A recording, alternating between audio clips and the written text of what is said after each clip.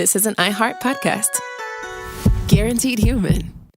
With no fees or minimums on checking accounts, it's no wonder the Capital One Bank guy is so passionate about banking with Capital One. If he were here, he wouldn't just tell you about no fees or minimums. He'd also tell you about how Capital One cafes are open 7 days a week to assist with your banking needs. Yep, even on weekends. It's pretty much all he talks about, in a good way. What's in your wallet? Terms apply. See CapitalOne.com/bankguy. Capital One N.A., member FDIC. Hey folks, owning a home means one thing. Something's gonna break. AC, plumbing, fridge, and it's never convenient or cheap. That's where American Home Shield comes in. An AHS Home warranty can help protect your wallet from pricey breakdowns on even your oldest appliances and systems. And if they can't repair the covered item, they'll replace it. So check out American Home Shield and get 20% off any plan at ahs.com/SYSK and see promo details. See ahs.com/contracts for coverage details, including service fees, limitations, and exclusions. American Home Shield. Don't worry, be warranty.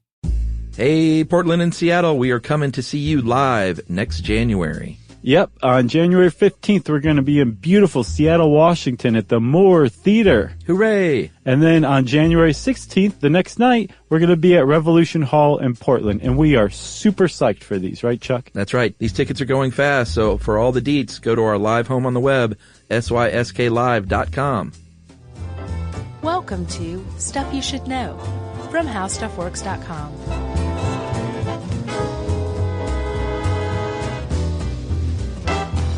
Hey, and welcome to the podcast. I'm Josh Clark. There's Charles W. Chuck Bryant. There's Jerry over there. And they are both loaded on bath salts. No, we're not. No, you're not. Like, you even need to say that. Everybody knows you're not on bath salts. Yeah, and so COA time. Mm-hmm. This is about the drug bath salts. It's not just about us chatting about how lovely it is to soak in a tub. With... Do you remember how confusing it was when these first came out, being an old person? Yeah, they're like, is that a bad thing? Like, are they actually snorting bath salts? Right. Yeah. So even though a lot of this episode about the drug bath salts will be about the incorrect hysteria surrounding bath salts, much like the crack episode.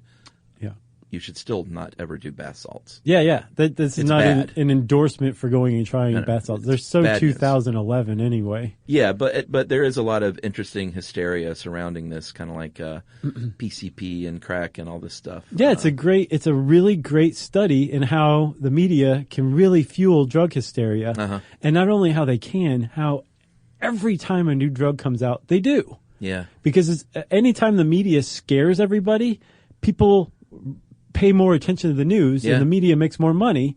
So they have a reason to scare people, and this is a great example of it. But it is also an example of reality coinciding with hysteria, too. There was some really messed up stuff that did happen on bath salts, just not nearly as widespread as people thought. Yeah. Stay off the bath salts. It's not exactly. So I guess our story sort of starts in 2010-ish when this new drug appeared on the scene, and it is what they call a designer drug, meaning that it is created by a person synthetically, and in this case, it's rather than God. Yeah, in this case, it's something called synthetic cathinone, which we'll get into all the chemical stuff in a bit. Okay. But, and I was shocked to learn that designer drugs, there's like several hundred a year. Is that what it said? Like 250 something in Europe? So there's per year? We worked also off of a Smithsonian article that was great called "No Bath Salts Won't Turn You into a Cannibal." Yes. And the author mentions that there was, I think from 2009 till 2014 or 15. Oh, okay. There was like 279 new designer drugs that hit the market. That's so scary. Sure, yes. The reason why, though, is because designer drugs are easily tweaked. Right. And the reason that they tweak them just ever so slightly is because governments tend to outlaw specific chemicals. Right.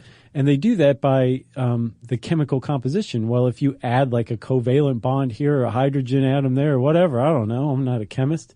But if you alter it ever so slightly, so it still has basically the same effect, but is a different chemical than the one that's outlawed, you can then turn around and sell that legally for a while until that chemical composition gets outlawed. Yeah, it's in this article is rightfully referred to as a cycle, and a very tough cycle to battle as far as drug enforcement goes. That's right. It's a new day and age with the synthetic drug thing. But it does seem like if the media gets the nation on board, then the drug warriors can be like, that's outlawed now. Yeah. And everyone's like, oh, okay, cool. All right, so 2010, what's going on? 2010, over in London, I believe, a drug called mephedrone got kind of big. Meth as in MEPH. Yeah, I'm not like lisping. It sounded like you Mephedrone, also known as meow meow, Yeah. which is probably the greatest drug slang name of all time. Although there's another one in here that we'll get to that may be even better than meow meow, but I think I'm just going to call everything meow meow from now on. Yeah, I just like the idea of someone like, walking up to a guy on the street corner and say, hey man, you got some meow meow? Right. So I got you hooked up Right. with the meow meow. And the guy's like, you could just say meow and I know what you're talking about. He's like, no, it's better if you say it twice. He said, I can also hook up your kitty with some meow mix. Right. So this stuff kind of hit the scene in Europe, and then in very short order, it made its way over to the U.S. as well, and it was really popular all of a sudden among club kids, ravers, Yeah.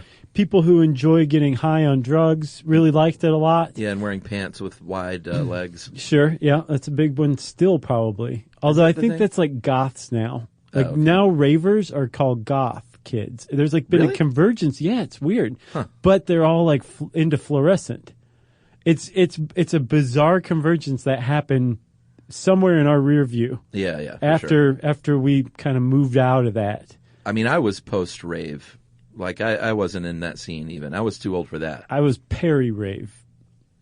What does that mean? Like right in. Oh, you were? Sure. Did you go to those things? Yeah. I went to the, I might have told this story once, but I lived in a warehouse in Atlanta one year, and actually it was right at the turn of 2000, and they had raves at these warehouses for a while. And I went to one. Me and my buddies were like, all right, let's do it. And, wasn't my scene. Yeah. But we had one friend our age that was really into it, and he even wore the clothes. And I was like, dude, you're too old to be wearing that stuff. Come on. That's awesome. He shall remain nameless. I know exactly who it is, I'll bet. No, you don't. Oh, okay. I don't think you know this guy. Oh, okay. Who are you going to say that? I'm not going to say now then. Oh, okay. Okay. You'll tell me off mic. Maybe so. So anyway, 2010, long after Chuck went to his rave and I went to my rave, this new drug hit the scene, and one of the reasons it was so popular and became very widespread, like out of nowhere, was because you could go to a head shop, you could go to like a Spencer's maybe, Yeah. you could go to the mall, you could go to a gas station, Yeah. you could go to like a skate shop and buy this stuff. And it was called bath salts. And some of them, they had like brand names on some of the bath salts, like Locomotion, Vanilla Sky, Zoom, Ocean Snow. Like every dumb name you can think of is what they called them. Yeah. But they were all generally lumped into this new drug, bath salts. It was all meow meow. And it was totally legal. Yeah. And if you looked on the label, it would say, I love that name. No. If you looked on the label, it would say, not for human consumption. This is pond cleaner Right. or vacuum refreshener. So buy it and snort it. Right. Plant food? Yeah, plant food was another one, Yeah. fertilizer, something like that, right? And then, yes, you would buy this packet. I think it was like $50 for 50 milligrams or something like that. Yeah, I don't even know how much that is. I think they came in like a packet. Okay. Like Pop Rocks size packet. There you go. Put it in something I can understand. Right, okay. So about a Pop Rocks amount was, I think, $50. All right. And yes, the people would take that home and chop it up and snort it, or crazy people would inject it. Yeah. Some people smoked it. Some people just ate it. But I think the predominant way it was done was snorting it. Yeah, and the reason, I think we probably already said this, but the reason it was called bath salts was because it very much looked like the stuff that you put in the bathtub, Right. to have a nice, quiet soak. Very relaxing. You light a candle, put in some bath salts in your tub. which is very ironic because the drug is the opposite of that experience. Yeah, especially if you do too much. Yeah, by all accounts, bath salts will... Actually, I'm going to just go ahead and read this because it's so great. Is this from the Smithsonian article? I think it's from our own, but it really describes the experience such that why would anyone want to try this out? The bodies of bath salt users experience a smorgasbord of stress effects, including rapid heart rate, high blood pressure, chest pains, fever, sweating, nausea, vomiting, nosebleeds, tremors, seizures, muscle agitation. These can lead to muscle damage, kidney failure, heart attack, stroke, and death. The brain boards an emotional, perceptual roller coaster of agitation, irritability, dizziness, insomnia, ticking slowly up hills of anxiety and then diving into valleys of depression. Concentration grows difficult. Thoughts might take a turn towards suicide or extreme paranoia, fueled by delusions and in some cases hallucinations, all of which can culminate in panic attacks, hostility, or aggression. Right. Sounds great. Right. So what that was describing, from what I understand, was if you were a chronic user, and this stuff we should say was highly addictive. Yeah, worst case scenario type of experience. Right, but it wasn't like out of the realm of possibility for just about anybody to have this kind of experience. Right. But it's not like if you snorted your first line of bath salts, like you were immediately, you've gone nuts and you're having a horrible time. Right. The reason people tried bath salts is because it usually... at a normal dose, I guess, produced euphoria, talkativeness, sociability, energy. Yeah, like a sexy drive. Is that right? Yeah, it would increase your sex drive. And a lot of people likened it to a cross between cocaine and ecstasy. Right. And it was cheap. Yeah, that was another thing, too. Yeah, like you said, again, the Pop Rocks thing, I don't know how much it took, but it was pretty cheap compared to, like, the cocaine and the ecstasy, I think. Right. So, should we take a break? I guess so. All right. Well, let's take a break, and we'll come back and we'll hop into the bathtub again.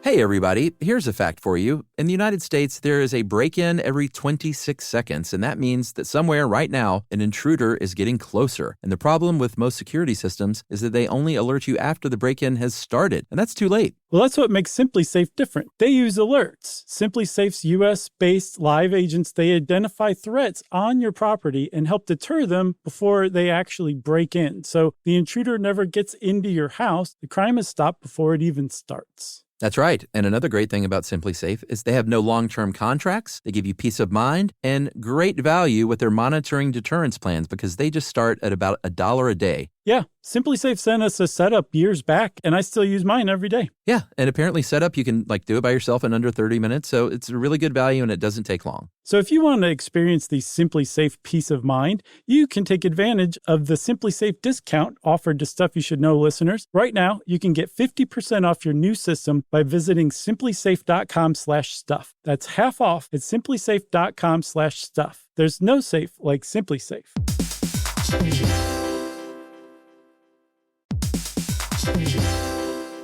Work can be a little weird. One minute you're in a meeting that could have been an email. The next you're trying to decode corporate jargon that somehow means nothing. And don't even get us started on the quick sync that turns into a 45-minute deep dive. Yeah, well, the truth is figuring out your career isn't always straightforward. Whether you're trying to grow, pivot, or just stay relevant, it can feel like you're navigating it all on your own. Well, that's where LinkedIn comes in. That's right. LinkedIn can help you grow your career, helping you confidently navigate your path with insights, ideas, and inspiration from your professional community. You can stay up to date with the latest trends in your field, connect with people who get it, and discover opportunities tailored to your goals, your experience, and what actually matters to you. Whether you're looking for something new or just trying to grow where you are, LinkedIn gives you the tools and connections to move forward with confidence. Because LinkedIn is the network that works for you. Visit linkedin.com/knowstuff to learn more.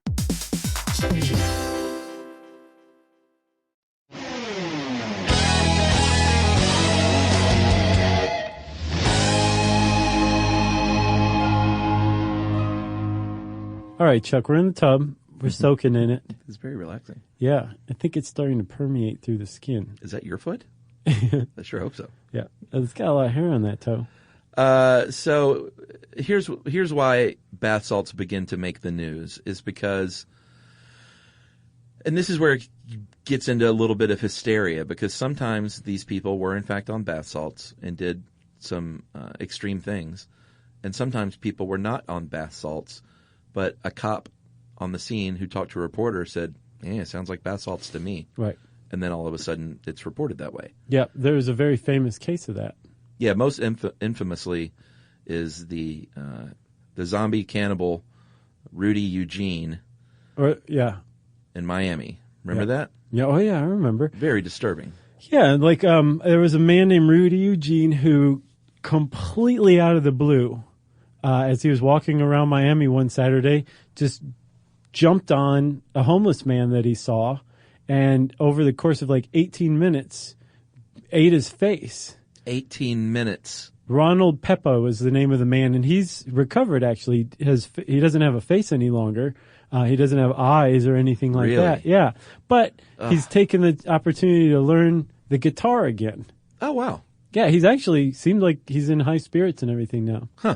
But he was not in high spirits while Rudy Eugene was eating his face. No, and Eugene died on the scene. He was killed by cops, who, from what I read, it took multiple rounds to kill him. Yeah.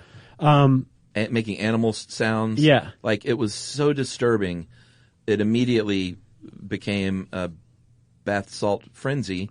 But here's the thing, he was not on bath salts. No, a cop on the scene apparently said to a reporter, he's definitely got to be on bath salts. Right. And the entire media, the international media, took that and ran with it. Yes. Like you said, a month later, the tox report came out, and the only thing they found in the system was marijuana. Yeah, and you don't hear you don't hear much about the follow-up reporting usually. No, you don't. And as a matter of fact, as recently as, I think, 2016, this Forbes article we found mentioned that CBS News was still reporting that that episode was the result of a bath salts overdose. So lazy. It is. So the fact that happened in 2012, right in the peak of the kind of hysteria that had been building over bath salts use, it lent this idea to bath salts that it turned you into a zombie cannibal who is capable of like doing anything. Yeah. And usually would become very physically violent, was impervious to pain. Yeah, superhuman strength. Yep, took like 15 cops to take him down. And the media was reporting on this without facts. And somebody would do something crazy, and somebody would suggest it was bath salts, and the media would report that the bath salts did this to this person. Right. A month later, a tox report would come back. There was no bath salts involved, but it was too late. So bath salts, and whether this is like unfair or not, it doesn't matter. The point is this. The media was being extremely lazy, and they shaped public opinion over a drug in ways that should not have been shaped, and they should be taken to task for that. Yeah, and like here's a quote, I think, from that Smithsonian article. It said, the description of bath salts present in these broadcast media reports was very different from the scientific literature on the topic, and it does not appear that the media took this particular source of information into account in reporting. So basically... That's from that Forbes article. Oh, is that the Forbes one? So basically, like, they were completely ignoring the science behind it, and all this notion of super strength and psychosis, which maybe could happen under the most extreme overdose addiction cases, was not... I mean, basically, like you said, it's talkativeness, energy, euphoria. That's a long cry from a super strong zombie cannibal. Right. The thing that strikes me is, like, I want to know why Rudy Eugene did that. Yeah. Why? Where did that come from? It was like, do you remember many, many years ago, I don't know, 10, 15 years ago, there was a guy on a bus on the Trans-Canada Highway who, out of nowhere, pulls out a knife and stabs the guy sitting next to him, who he doesn't know and apparently hadn't even spoken to on the bus ride, stabs him to death and then cuts his head off. Yeah, I remember that. And that guy supposedly had no history of violence, and it came out of nowhere. What makes somebody snap? What makes somebody chew someone else's face off? That's what the media should be finding out and reporting on. Yeah. Instead, they're just parroting, or in this case, they were parroting the supposition of one police officer who was on the scene and never followed up on the Tox report. Right. Should we talk about the history a little bit? Yeah. It's very interesting. I'm sorry. Am I on a soapbox? I don't think so. Okay, good. No, like you're on a bar of soap. All right, I can deal with that. It's very, only like an inch off the ground. I get so sick of myself sometimes, you know? No. So bath salts historically, and this is very surprising to learn, but synthetic cathinones came about in France in the 1920s, which is a shock to me. That was a swinging time for France. I bet it was. And it was, it didn't become like super popular and was all over the place. It kind of went back underground until it was published. The recipe was published on the web in the mid-2000s. Could you find who published it? I couldn't find. No, I mean... Some underground chemist found probably. it and published it. Yeah, and it was taken off the web, or at least that website was shut down in 2004, but it was already out there. Yeah. And there are some other drugs that we need to mention that sort of are in the same category. One is called Hagagot, which was big in Israel, and I believe Hagagot was a synthetic version of the natural plant khat, K-H-A-T. Yeah, and khat it's a leafy plant that grows in, I think, the Horn of Africa and parts of the Middle East. And it's kind of popular in those areas. Apparently, it's just a part of everyday life. Like if you're a student cramming for tests, you're going to chew khat leaves like you would chew tobacco if you're a redneck here in the U.S. Or like you might brew a tea from it, which you would drink at like social gatherings. Some people drink it in the morning. It's often compared to coffee. I've seen that it is far, far stronger than coffee, but it produces giddiness, euphoria, something verging on anxiety. And so khat is the natural version of, what is it? The synthetic cathinone. Okay, but it's the natural version of the cathinone. Correct. And so everything else is a synthetic version, including bath salts.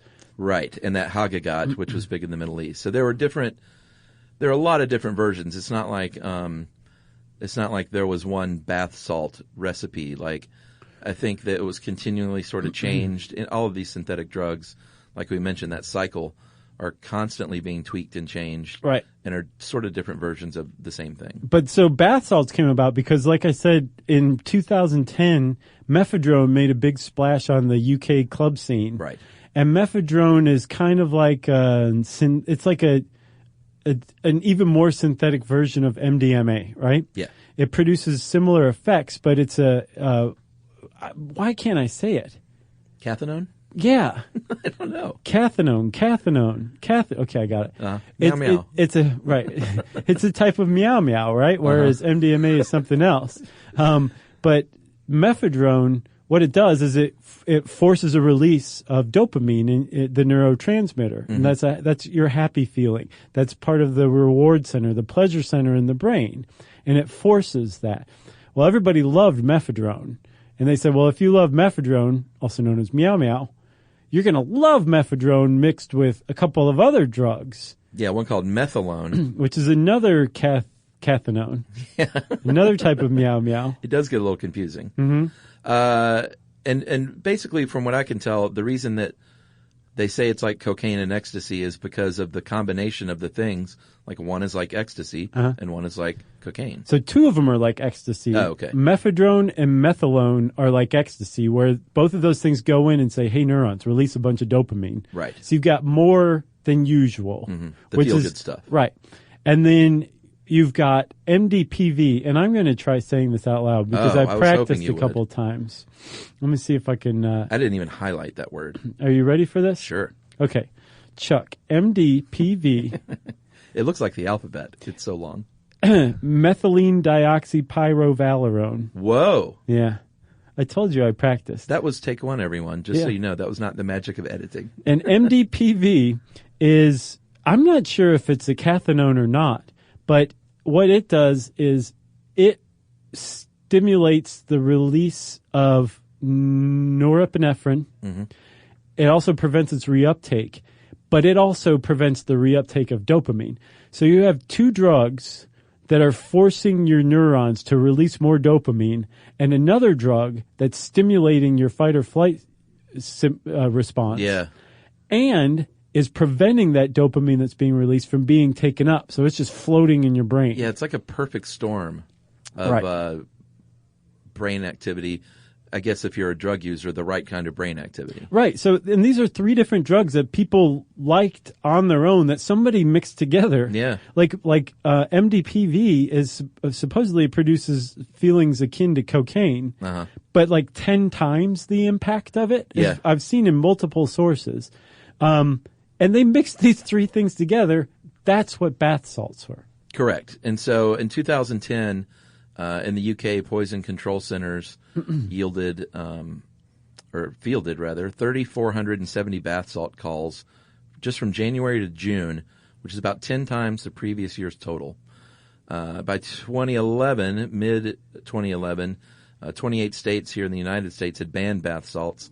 And then finally in October 2011, the DEA basically can do this thing where they're like, emergency, we're not even going to go through all the rigmarole. We're just going to say this stuff is federally banned. Yeah, Wolf Blitzer said it was dangerous, so we're going to ban it. Yeah, or actually that didn't ban it. It was July 2012. That was the federal government. Right, when Obama signed a federal ban on a bunch of synthetic drugs, bath salts being one of them. But like you said, before that, the DEA had the authority to be like, this is outlawed. Yeah, we're not going to Congress. The president has to we're outlawing it. Yeah. And they did. So methadone, methadone, and MDPV were all outlawed, I think, by it. And the head of the DEA stood in front of America and said, meow, meow. we just gave out meow, meow the boot. Let's take another break, and then we'll come back and talk about all the reasons why you should not try bath salts right after that.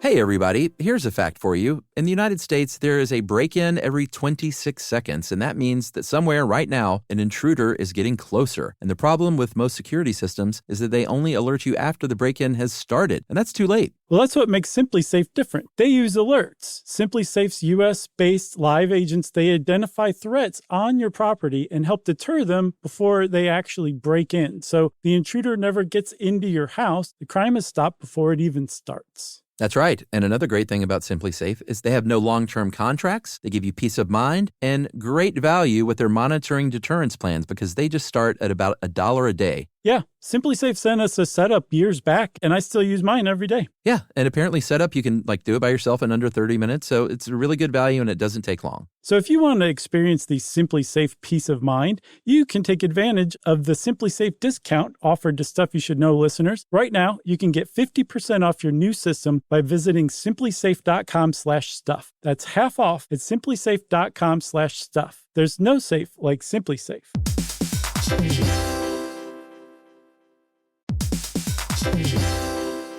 Work can be a little weird. One minute you're in a meeting that could have been an email. The next you're trying to decode corporate jargon that somehow means nothing. And don't even get us started on the quick sync that turns into a 45-minute deep dive. Yeah, well, the truth is figuring out your career isn't always straightforward. Whether you're trying to grow, pivot, or just stay relevant, it can feel like you're navigating it all on your own. Well, that's where LinkedIn comes in. That's right. LinkedIn can help you grow your career, helping you confidently navigate your path with insights, ideas, and inspiration from your professional community. You can stay up to date with the latest trends in your field, connect with people who get it, and discover opportunities tailored to your goals, your experience, and what actually matters to you. Whether you're looking for something new or just trying to grow where you are, LinkedIn gives you the tools and connections to move forward with confidence. Because LinkedIn is the network that works for you. Visit linkedin.com/knowstuff to learn more.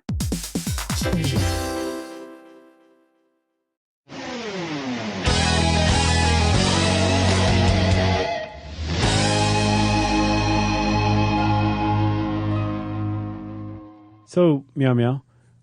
Yes, meow? What's that from? Super Troopers? Yeah, when they played the meow game. Yeah. That was pretty funny. So people may have heard like, oh, wow, 10 times greater than cocaine. I got to try that. It's just like ecstasy, but even more potent. I got to try it. Don't try this. No. And here are all the reasons why you should not try it, right?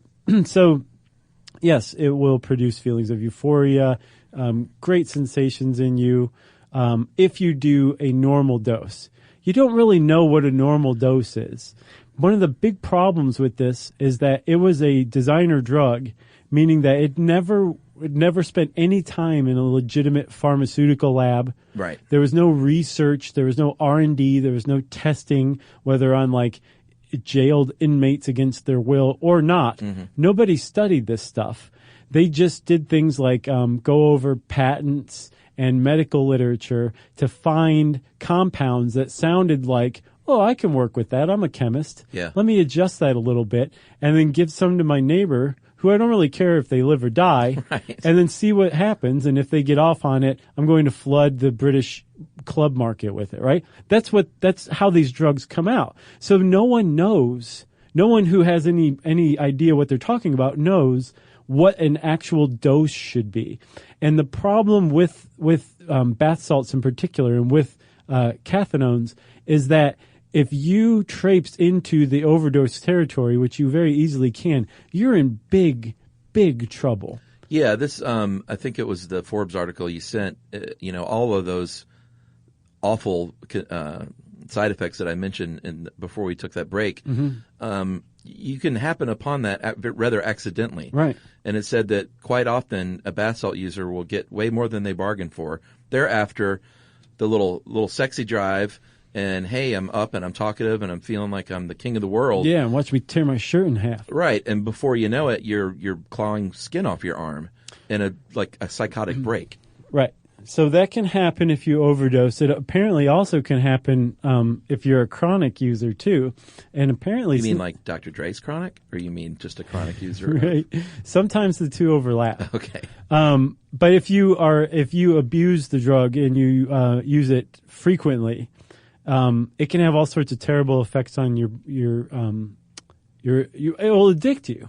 And the reason why, apparently, you see this kind of thing, like anytime a new drug comes out and it's addictive, they'll say that it's X number of times more addictive than the most addictive drug that came out last. Yeah, like you thought that was bad. Right. So bath salts are frequently said to be like multiple times more addictive than meth or whatever. No one knows if that's true or not, but the point is this. It is highly addictive. And anyone who knows about how it hijacks your brain can tell you, yes, that's how drugs addict you. And a release of dopamine that stays in your system, in your synapses longer than normal is going to create cravings. You're going to become addicted to whatever substance does that to you. So it's really easy to get addicted to the cathinones that are found in bath salts. Yeah, you're altering your brain chemistry. Right. And because of the prolonged effects that these chemicals have on your brain, the hangover is really, really bad. And so you may want to use more to get back up again. Right. And again, when you use it to a chronic degree, you're setting yourself up for those really horrible side effects that you can have. Yeah, even without an overdose. Yeah, that's the vicious cycle of most of the feel-good drugs like that. Is it your body adjusts and gets a little more used to it. You do more to get that same feeling. You're chasing that initial rush or whatever that you get. And then before you know it, you're in bad shape, right, as a person. Yeah, very sad. So that's not like Nancy Reagan talk. Like no, that's real. It's going to have terrible effects on you, and it can be very addictive. This is your Uncle Josh and Chuck being real. Yeah, the more you know. But as we said before and have peppered throughout the show, despite that, that doesn't change the fact that the media far exaggerated sometimes the effects of bath salts, but what they really did was exaggerated how much it was going on. Like at a certain point, I think they even found that CNN was reporting this massive uptick when in fact it was actually going down in usage. Yeah, I'm not quite sure if it was the DEA outlawing the ingredients and it made it harder to get, or if the kids who were using it, and apparently it was largely a drug of the younger generation, just said, this is whack, I'm done with this, and stopped using it. But they clearly peaked in 2011, and usage was halved by 2012. Yeah, it says here in 2011, poison control calls, and that should tell you how bad this thing is. Right, that's how they rank it. That's the proxy for use. 6,138 calls in 2011 compared to 2,654 in 2012. And this is while CNN, and we're not picking on them, like a bunch of news outlets were calling it an epidemic. Right. And it never really was. It was always sort of a niche, smallish time drug. Sure. And one of the other things, though, that they did was say, like, it will turn you into this violent psychotic who will chew a face. So when the DEA outlawed the constituent drugs of bath salts, the meow meow. Yeah. Man, I love that. There was actually, supposedly, there's a Chinese Walter White who was sentenced to life in prison, known only as Zhang. Nice. But he was a chemist who apparently traveled abroad to Europe or somewhere overseas and found like there was a big demand for mephedrone. Mm-hmm. And he was like, oh, I know how to make that. So he made like 425 pounds of it and was selling it over the internet via Bitcoin before the Chinese caught him. On the dark web. Yeah, I guess so. Uh-huh. So guys like that guys like that who weren't arrested, I should say, went back and said, oh, okay, well, let me alter this a little bit. Mm-hmm. And now there's a second generation of bath salts coming out that are, again, synthetic cathinones. Mm-hmm. There's one called alpha PVP, better known as Flocka. Oh, is that what that is? Flocka. I've heard of Flakka. Yeah. Yeah. When I saw that, I was like, oh, finally I know what Waka Flocka means. And I looked it up. I'm like, no, spelled differently, has nothing to do with one another. Still, the quest continues. Right. But Flocka, apparently, if you want to see some whack stuff, look up people freaking out on Flocka on YouTube. Oh, yeah? And there are plenty of like high on bath salts videos on YouTube before. Flocka seems like it might actually be worse. Really? Yeah. And what are these friends saying, look at Timmy. He's some of them freaking are. out. We're going to put this on YouTube. One I saw was this lady, I think in Miami, who was in one of the weirdest positions I've ever seen on the ground next to a car, but was like had her leg up back against the car and was like screaming at somebody to bring it on, even though she like couldn't move on the ground. Weird. Just under her own will, she couldn't move. And some guy, I guess, is just sitting there with his phone, like recording her, which you can't really blame him because it's like out in the middle of. That sounds familiar. Yeah. And somebody goes, are you on something? You think? Yeah. It's just put like a perfect little period on that. But if you see those videos and then see like bath salt videos, it seems like Flocka may even be a little worse. Yeah, and I mean, we're kind of laughing at this because we try to lighten the mood about stuff, but obviously there's nothing funny about someone under the ravages of a drug addiction. Sure. Even if some yokel films it on their phone, and throws it on YouTube for the world to laugh at. It's very sad. Thank you for rescuing that story. Well, I just want to be clear, it's super sad that these chemists aren't the ones doing the drugs. For the most part, don't you think? I would guess probably not. They're just creating something in a lab to sell and make money off of that destroys lives. Right. Luckily, though, Chuck, with Flocka, the highest you get off of Flocka is by vaping it. Unfortunately, nobody vapes. Right. So it's actually supposedly falling to the wayside already. But that's another good study on media hysteria as well. Yeah. Media started to do the same thing. Mm-hmm. There was a kid in Florida. Austin Haroof beat a couple to death. Stabbed, killed. Didn't know. He just happened to be walking past their house, and they, I think, were sitting in their garage. Such a disturbing case. And he walked up to him and killed him it chewed on one of their faces. Mm-hmm. He was reported to be growling like an animal or whatever. And the first thing everybody said was that guy was on Flocka. Yep, it was the sheriff on the scene, just like it always happens. Yep. Someone stuck a microphone in his face, and he's like, looks like Flocka to me. Yep. And then all of a sudden, Austin Haroof, the 19-year-old Florida State frat boy, was a Flocka abuser who did this awful, awful thing. But they found no Flocka in his system. No, he did do that awful thing. And by all accounts, it was just a psychotic episode. Right. Again, he had not been on Flocka. The tox report showed no Flocka in his system, just like Rudy Eugene, just like that guy on the bus in Canada. What? This is the real question of the podcast. What happens to make somebody do that? I don't know. I mean, these are the cases where, obviously, well, in Rudy Eugene's case, he died, but there needs to be some way that there's an automatic brain donation in cases like this. Agreed.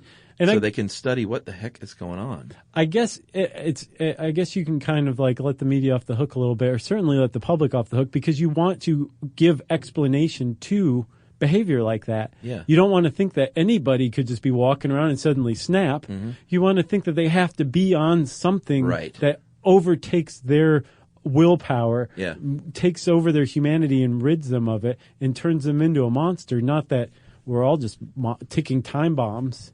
Yeah, I mean, when you read interviews like a year later with that kid in Florida, like he said that the demon was after him, and when you talk to him today, he's like, I feel, I think he literally said, this sucks. Like, this thing happened. I don't know why it happened. Right. I feel fine now.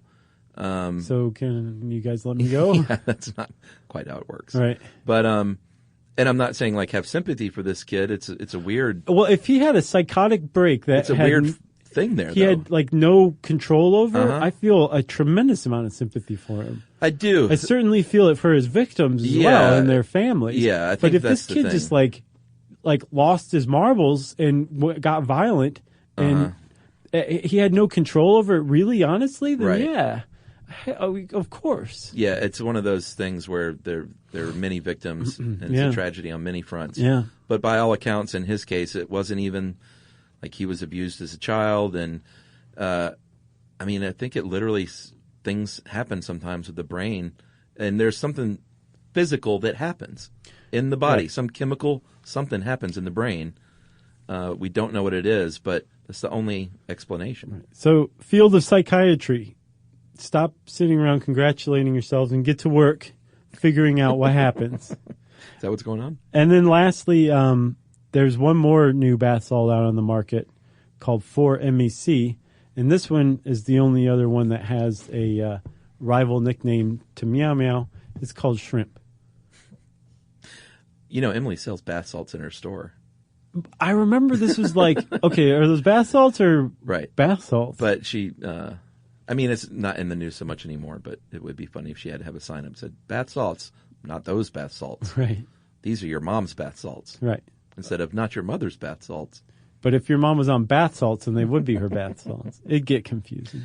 Yes. All right, well, if you want to know more about bath salts, go read about it. Don't go try them yourself, okay? And since we said that, it's time for a listener mail. All right, I'm going to call this a little 1,000 episode congrats and a little Simpsons part. I love these. A little Simpsons ditty. Hey, guys, congratulations on 1,000 episodes. Hope you know how much joy and laughter you brought to all of us over that milestone. As I tuned into The Simpsons Part 2 on Thursday, I was on a flight to Salt Lake City to interview for a position in a program pursuing my doctorate of physical therapy. Needless to say, the whole day I was anxious and not knowing what to expect for my first interview, and I had a long day of traveling. It put me on edge. But man, the two-parter on The Simpsons soothed my soul and put me at ease. Man, comma. Yeah. Yep. That's what it said. My flight landed, got the rental car, drove to my hotel, starving, having missed dinner. Had to settle for some ramen out of the vending machine. Ooh. Sounds delicious. Yeah, is that bad? I sat down on the questionable hotel comforter to eat my dinner and watch some TV before grabbing some pillow. Turned on the TV, was almost creeped out to hear the Simpsons theme song playing as a new episode was beginning to play on whatever channel it just happened to be on. Right. Which would be Fox. Yep. Destiny, fate, chance, whatever you call it. Joy instantly struck me, and I actually laughed out loud to myself. The two-parter really brought back memories of childhood and trying to watch episodes of The Simpsons sneakily without my parents knowing, because my mom thought it was the worst thing possible for my young eyes and ears. It was quite comical to me that here I was on the eve of what could be a huge turning point for my career, and what is getting me through the self-doubt, anxiety, and uncertainty was a podcast by chance and an episode of The Simpsons. So thanks for all your hard work. You guys brought so much happiness to all your listeners. You've turned me into the best dinner party fact nerd out there. Nice. Much love, Jared. Thanks a lot, Jared. Much appreciated. That's a good one. Yeah, hope you got your job, buddy. Yeah, same here. Let us know, will you? For Jeez. sure. Okay, well, if you want to get in touch with us like Jared did, you can hang out with us. I'm on Twitter at Josh Clark. Hey, also check out my website. It's areyousseriousclark.com. Whoa. Chuck's on Facebook.com/Charles W. Chuck Bryant. Correct. And Stuff You Should Know. And you can send all of us, including Jerry, an email to stuffpodcast@howstuffworks.com.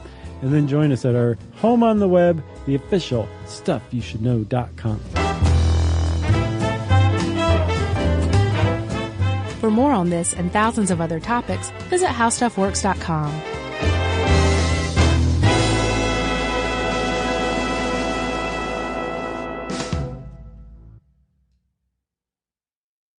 Geico presents a 30-second podcast between your podcast. Today's story is shared by one of our listeners. It's called Betrayed by Bill. It was in that moment I caught who was staring back at me in betrayal, or more like what? My insurance bill. With trembling hands, I grabbed my phone and switched to Geico, saving about $900 in the process, and never to be betrayed again. Now that was bloody riveting. It feels good when the story ends with savings. It feels good to Geico.